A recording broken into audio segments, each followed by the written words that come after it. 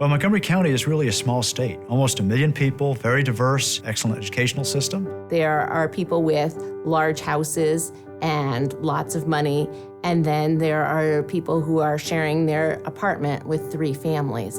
A lot of middle-class families suddenly lost 1 or 2 wage earners and then started to really feel the squeeze.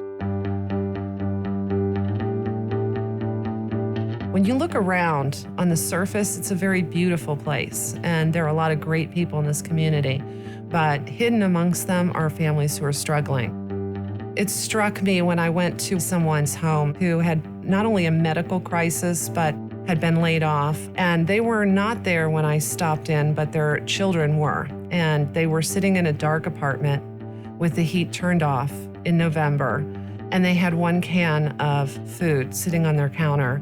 And since they didn't have power, they couldn't open it. And I realized how real hunger is. There are about 30,000 students in our public schools that are eligible for free and reduced meals because their families are poor. And I think that's much higher than most people would think, and it has gone up about 1% a year in the last 15 years. About 75% of our students receive free and reduced meals. I've heard from the teachers that these children are the ones that they see fall asleep in class, miss school frequently. They don't study as hard because they don't have enough energy.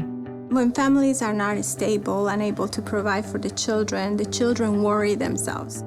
They worry themselves about providing for their own brothers and sisters and maybe not telling their parents that they are hungry.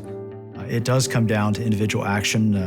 It's the only thing that's ever made a difference is a small group of people working to change things. We put about 11 to 12 items in a bag and take it to the school, and they distribute those on Fridays. Kids are relying on school free and reduced lunch during the week, and on the weekends we found that they didn't have access to food.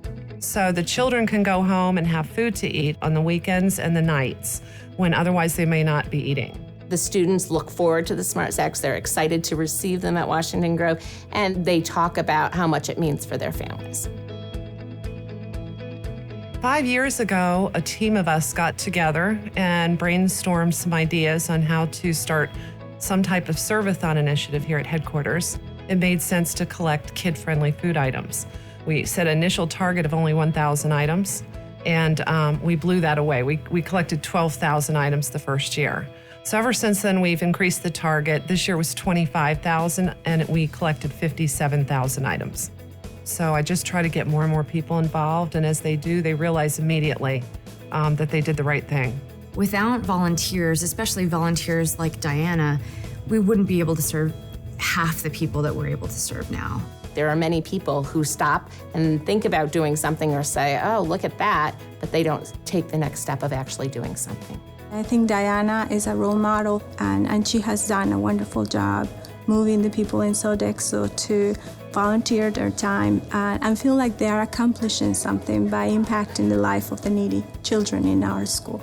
It takes people like Diana who will recognize those needs and reach out to other people. I've just taken it very personally to try and help because kids should not be without food.